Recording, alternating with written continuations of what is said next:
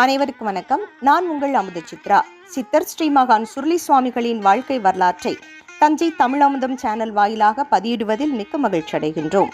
சுவாமிகளின் வரலாறு வாரம் தோறும் ஞாயிற்றுக்கிழமைகளில் ஒளிபரப்பு செய்யப்பட்டது. சில தவிர்க்க முடியாத காரணங்களால் தொடர்ந்து பதிவிட முடியவில்லை. இப்பொழுது நாம் 19ஆம் பகுதியை பார்க்க இருக்கின்றோம். சென்ற பகுதியில் அரசாங்க நிலத்தில் சிவலிங்கமும் வேலும் இருப்பதாக கூறி அதனை தகர்க்க வேண்டி அரசாங்க அதிகாரிகள் சொன்னபோது நீங்களே அதனை எடுத்து விடுங்கள் என்று சுவாமிகள் சொல்ல அதிகாரிகள் கோவிலை இடிக்க முற்பட்டனர்.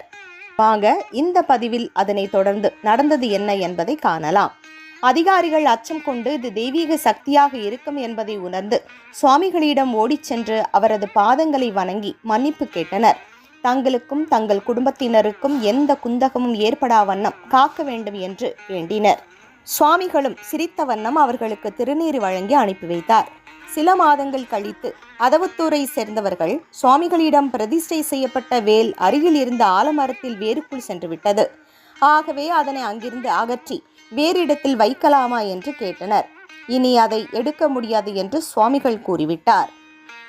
அதவத்தூரில் சுவாமிகளுக்கு பாத பூஜை நடத்துவதை போன்று நடத்த வேண்டும் என்று சுப்பிரமணிய பிள்ளை குமாரர், முருகேச பிள்ளை, புத்தூர் நாகரத்னம் பிள்ளை, சுப்பிரமணிய பிள்ளை ஆகியோர் அதவத்தூர் சென்று பாத பூஜையை காண சென்றனர்.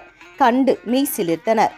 மூவரும் பாத பூஜையை நடத்த முடிவு செய்ததை சுவாமிகளிடம் கூற பஜனை மடத்திற்கு சென்ற போது நீங்கள் மூவரும் நினைப்பதை நான் அறிவேன், நேரம் வரும்போது கூறுகிறேன் என்றார் சுவாமிகள்.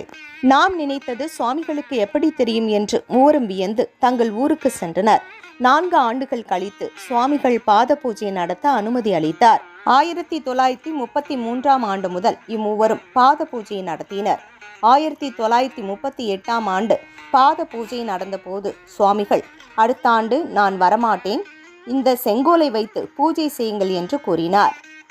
சுவாமிகள் அவ்வாறு சொல்ல காரணம் என்ன? காத்திருங்கள், அடுத்த பதிவில் காணலாம்.